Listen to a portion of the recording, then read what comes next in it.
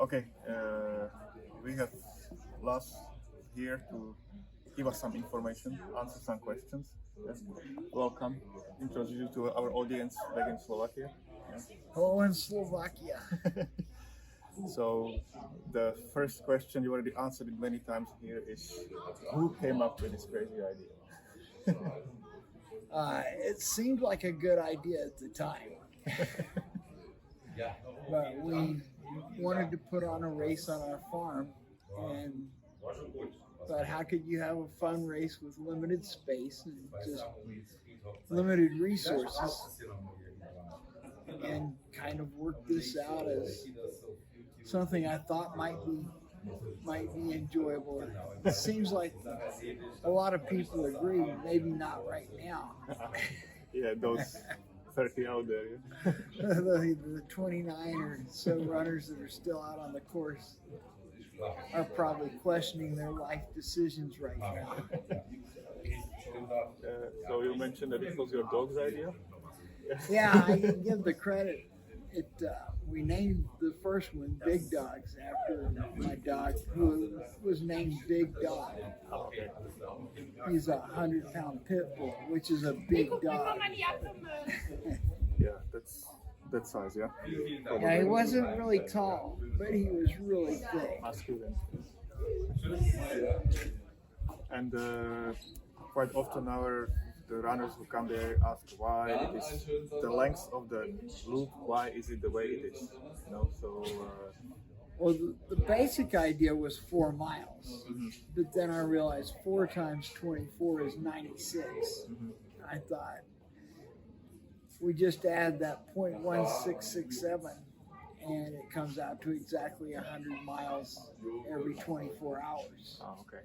Which is a nice thing. A sub 24-hour 100 is an achievement. Yeah. Yeah, we can see it even here now that some people start to get tired. Even this kind of elite, around 24 hours, it gets challenging for everybody. 100 miles is always far, and 100 miles in 24 hours is never easy. Never easy. One of our friends wanted to ask a question whether you yourself would ever join any of the events that you came up with, that you organized. Oh yeah, I started out organizing events so that I could run. Oh, okay.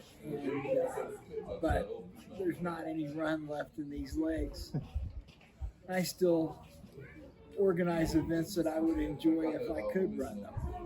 So did you try any of your own events before? Oh yeah. Yeah. Even the Barkley. Oh, and how did you do? I got my 100 miles. Oh. It took 5 years. Oh. And that's not a bad time at the Barkley. That's not the bad time. Yeah, I was overhearing here the conversation you had when we discussed Barkley with the other people around here, and yeah, it sounds very evilish. Yeah, like the times when they come up to the hill.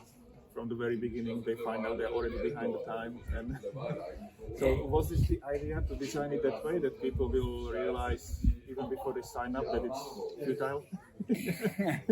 But it's not futile. It was, we shoot for making a course that would have a 1% finish, and that's of course with a select field of runners. So, what is the finish rate at the moment for Barkley? At the moment, it's over 1% because we had the 3 finishers last year. Oh, that's But good. it hangs right around that range. It'll be at 1%. You have a finish like this year, it might move up closer to 2. But then as we have years with no finishers, it'll slip back down. And why do you think the last year was relatively successful? After so Because many years without any finisher? we had over those years with no finisher, we had people who were really talented and really tough, and were learning the tricks of the race.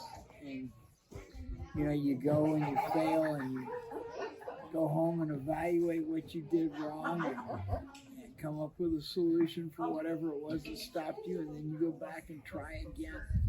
And what do you think is the thing that stops people the most on the race? Zu Hause, das müsste ich auch noch pausieren. It's hard to say exactly what stops it is because it's always different things. Making mistakes is what stops most people. And what are the main mistakes? Going too fast or going too slow? Or... Those are two good mistakes. Not making navigational errors. Or not having the right stuff when you go out on the loop because you don't know that it's going to be blazing hot when you start and below zero when you finish with snow up deer. Oh, okay. Or they hit the fog or they hit the rain. And the thorns. We had one question whether you followed in the past 2 years since we started to stage backyard events in Slovakia. What's going on in there? Whether you... I follow all the backyard events. I really enjoy, especially if they're ones where I can see the standings as it goes along and see how the race develops. Because we started with 30 participants and not too many people knowing what's going on. And last month, the video of Patrick finishing the loop that he stopped, had 6,000 views in a few hours after that, So we are quite happy that it grows up.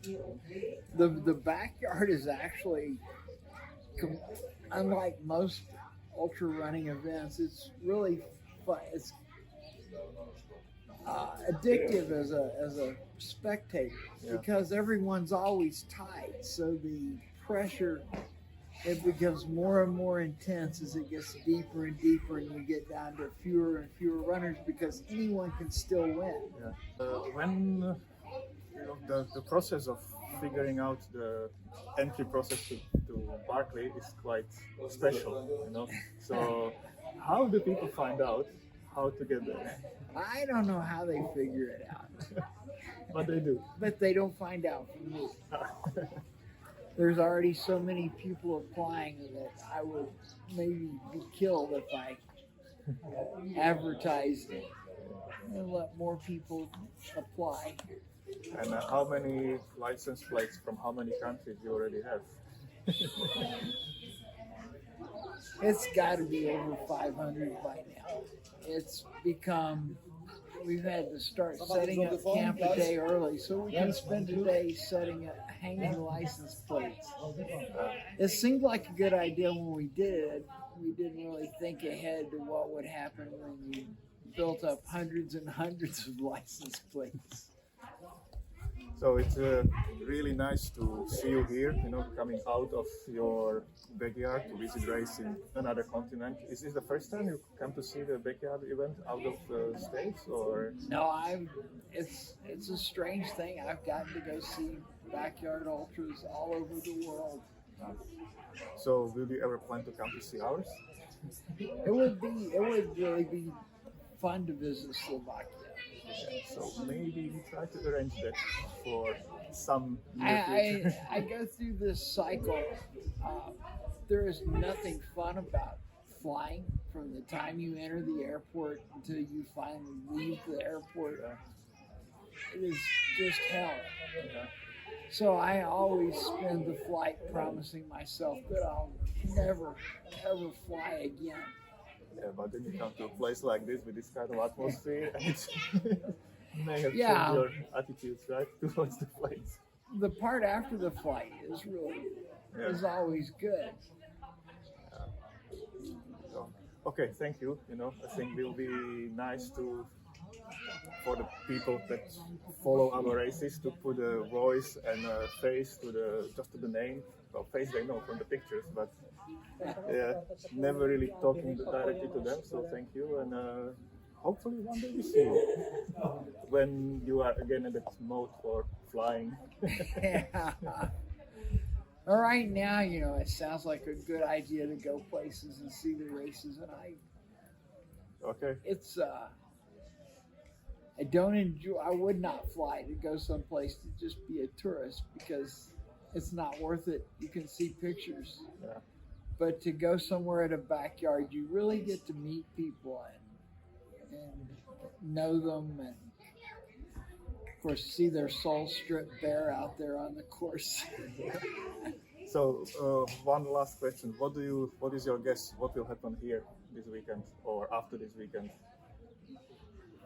I don't know. They've just kind of entered the phase now where different people are starting to have problems, and you can see how everyone is bucking up and pulling together. The backyard is not just a competition of man against man, but it's also a team event because other people have to succeed for you to have a good race. And these are all people who are here because they want to make it to the World Championship. Yeah. And they need the other runners to go far for that to happen. So I think every one of them would much rather lose, get a DNF with 70 yards than to win with 35. Yeah. Yeah, it doesn't look like it's going to stop at 35. Okay, thank you very much. Yeah. Good to see you.